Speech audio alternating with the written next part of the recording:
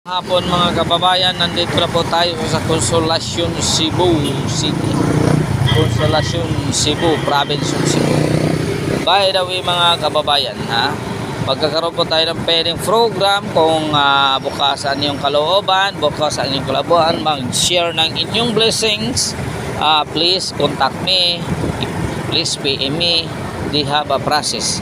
Kahit ano ibigay ninyo mga kababayan, basta mapasaya ang ating mga kabataan sa Carmen, Boston, Davao Oriental. Mas maraming blessing, mas marami tayong maimbait na mga kabataan. By the way mga kababayan, ito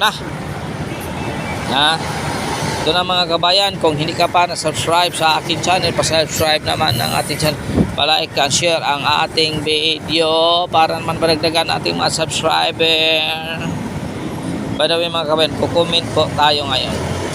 Talagang nanalo na mga kabayan ang presidente ng Pilipinas, Amerika na si Donald Trump. Ngayon, ano kaya ang kapalaran ng ating bansa? Ano kaya ngayon ang sa bulang kristal makikita ang ating bansa? Saan kaya mabubukita sa bulang kristal ang kapalaran ng Pilipinas sa administrasyon ng Marcos administration? Ano kaya ang nakikita sa bulang kristal mga kababayan? Nanalo na si ngayon.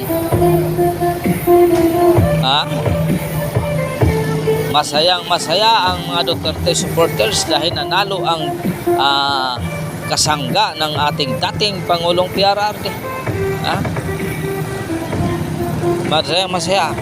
Masaya tayo mga kabayan sa susunod na eleksyon. Kaya mag-prepare tayo mga kababayan. Mag-prepare tayo talaga ngayon pa lang mga kabayan. Isolid na natin ang boto ng PDP Laban at ang mga guest candidate na dapat nating papapananalunin.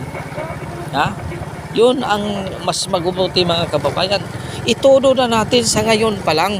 Huwag na tayong patumpik-tumpik pa. Huwag na natin itong mga politikong trapo ibalik sa Senado at sa Kongres. Huwag na yan. Trapo na yan. Pag ibalik natin sila, tingnan mo, ganun pa rin ang mangyayari. Ganun pa rin sa ngayon. Kailangan mas marami ang supporters ng mga Duterte na maipanalo ang Senate at ang Kongres. Para sa susunod, prepare na tayo mga kababayan. Para sa susunod, huwag na tayong patumpik-tumpik pa ng suporta. Kung sino man i-endorse ng ating dating Pangulo, yun ang ating susundin mga kababayan. Yun ang ating iboboto. Kasi before sila dumating sa grupo ng PDP Laban, iniimbestigahan nila kung ano ka talagang klaseng pagkatao. Ikaw ba ay balingbig? Ikaw ba ay may kadugong paru-paro? Ikaw ba ay may dugong langaw? Di ba mga kababayan? Kaya kung ikaw ay magdugong parong-paro, kung ikaw ay may dugong langaw, kung ikaw ay isang balingbing, hindi ka tatanggapin sa PDP Laban. Yun ang totoo mga kababayan. Kaya ngayon pa lang mag-establish na tayo. Huwag natin papasokin sa kahit sa isang hagdanan ng Senate at Congress itong mga trapo na mga ito. Huwag natin ilagay sila. Yan talaga sila mga kababayan ang tutol upang umunlad ang ating bansa. Sila ang tutol. Mayaman naman sila. Paano tayo kumakain sa 3 beses sa isang araw? Sila kahit oras-oras sila kakain, okay naman yun, mayroon naman silang pera. Paano tayo? Kaya ngayon pa lang mga kababayan, huwag lang patumpik-tumpik pa. Iisahin na natin ang suporta.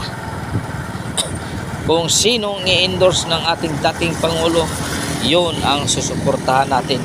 Wala ng iba pa mga kababayan. Tingnan, nakapasok si Risa. Magulo ang Senado. magulo. Kasi noon si Risa hindi ningay, marunong si Risa. Hindi nag-ingay, hindi sumabay sa ingay ng mga aso. Kaya nanalo si Risa. Ngayon, nanalo si Risa. Tumatahol na para kulang ng tumataas ang rabies at sumisirkulo sa kanyang katawan kada palaging nag-ingay. Ganyan talaga mga kababayan. By the way mga kababayan, maraming salamat sa inyong suporta. Hanggang dito na lang po mga kababayan. God is good all the time. All the time God is good. Good Senior kaninyong tanan mga kababayan. Maraming salamat po. Pagpalain po tayo ng Panginoon. Huwag yung makalimot mga kabayan. Share your blessings para naman mapasay natin ating mga kabataan sa lupang sinilangan. Maraming salamat po mga kababayan.